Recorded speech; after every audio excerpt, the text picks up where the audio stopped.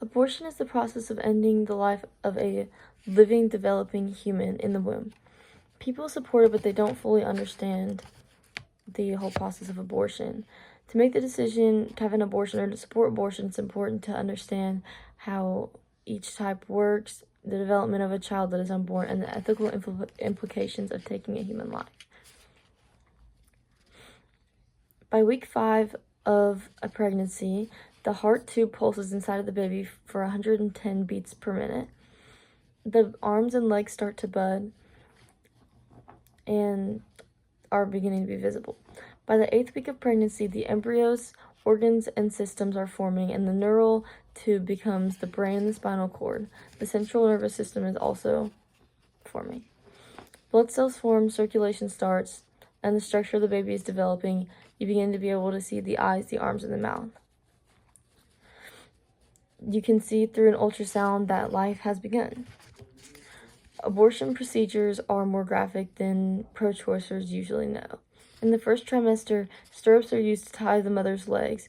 They are administered a local anesthetic, and a speculum and dilators, which are metal rods, are inserted into her cervix to create an opening, and a suction machine is attached to a suction cannula, which is placed inside of the mother's cervix and is used to suck and tear out the baby into the tube part for part and put into a clear container. The second type, a curette is used to scrape out the remains of the baby to make sure that it doesn't cause further infection. The second type of the first trimester abortion is where they administer the mother misoprostol to block the hormone progesterone, depriving the baby of oxygen and nutrients, leading to death. Then the mother is administered misoprostol to cause contractions and expel the baby through the uterus and vagina. And by the second trimester, the baby's head is about the size of a plum.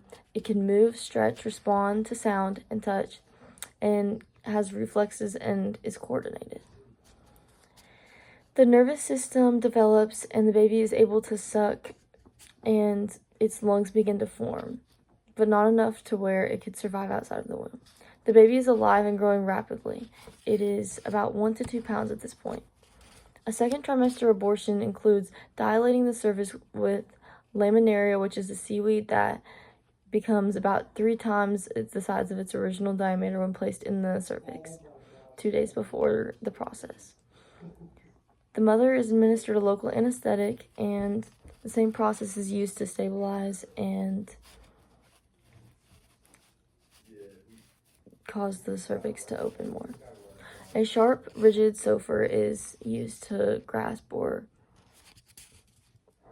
pull out the baby's limbs, sadly, and they look for a white substance, which is the leaking of the baby's brain, to know that the skull has been crushed while they are removing the parts of the baby. They also use a curette to scrape out the remains of the baby. In a third trimester abortion, it is about 20 weeks or more of a baby's life. The heart has been fully formed, the bones are fully formed, the muscles have grown drastically, and the joints are able to be used. Lung sacs, alveoli are developing, and the baby's sensory organs cause it to have the ability to be able to see things and also hear things going in and outside of the womb. A third trimester abortion is called an induction. This is where they use a needle to inject digoxin into the baby's body, aiming for the heart and the umbilical vein, through the mother's abdomen or her vagina. If the baby is not overdosed, sending it into a cardiac arrest by the first time, it is done a second time. And they really target those certain areas to make sure that they kill the baby, and they look on an ultrasound to make sure that the baby is dead. The mother is administered mifepristone to degenerate the line of the uterus to provide no vital nutrients or oxygen to the baby, and misoprostol to cause the mother to go into labor. This is murder, and there are also many risks to an abortion. An incomplete abortion requiring additional surgery, cervical laceration, uterine rupture, and hemorrhages. Also, future pregnancy risks if the mother ever did want to have a child. Born or unborn, a baby's life is valuable, and some say that rape should be a cause for an abortion that should be legal. And as much as this is tragic and heartbreaking, taking the life of an innocent baby is never acceptable. If you don't support rape, then you should not support murder either. Everyone has a right to life. Whether the life is unwanted or the mistake of others, it is valuable intrinsically. So if ours is valuable, why is theirs not? Just as if a man had killed a child, he would go to jail for murder.